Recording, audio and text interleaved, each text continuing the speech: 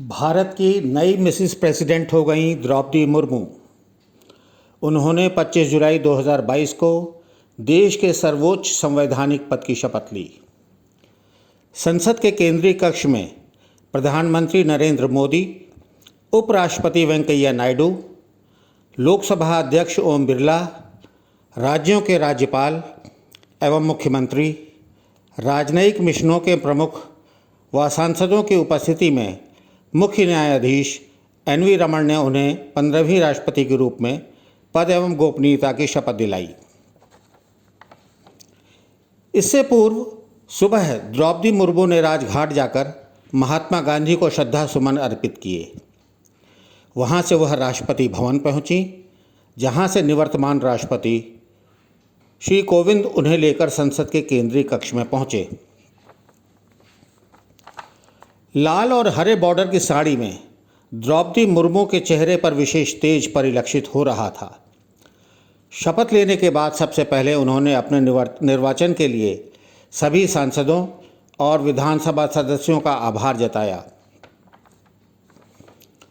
उन्होंने कहा, आपकी आत्मीयता, आपका विश्वास और आपका सहयोग मेरे लिए इस नए दायित्व को निभाने में मेरी बहुत बड़ी ताकत होंगे। मुझे राष्ट्रपति के रूप में देश ने एक ऐसे महत्वपूर्ण कालखंड में चुना है जब हम आज़ादी का अमृत महोत्सव मना रहे हैं।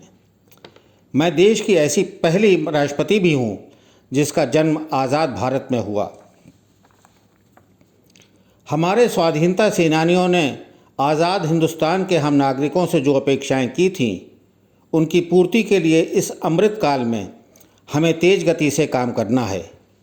अगले 25 वर्षों का विज़न प्राप्त करने के लिए अमृत काल की सिद्धि का रास्ता 2 पटरियों पर आगे बढ़ेगा, सबका प्रयास और सबका कर्तव्य। देश की सेनाओं तथा देश के समस्त नागरिकों को राष्ट्रपति मुर्मू ने कारगिल दिवस की अग्रिम शुभकामनाएं भी दी। राष्ट्रपति ने आगे कहा, मैंने अपनी जीवन यात्रा ओडिशा के एक छोटे से आदि गांव से शुरू की थी। मैं जिस पृष्ठभूमि से आती हूँ, वहाँ के लिए प्रारंभिक शिक्षा प्राप्त करना भी एक सपने जैसा ही था। लेकिन अनेक बाधाओं के बावजूद मेरा संकल्प दृढ़ रहा और मैं कॉलेज जाने वाली अपने गांव की पहली बेटी बनी।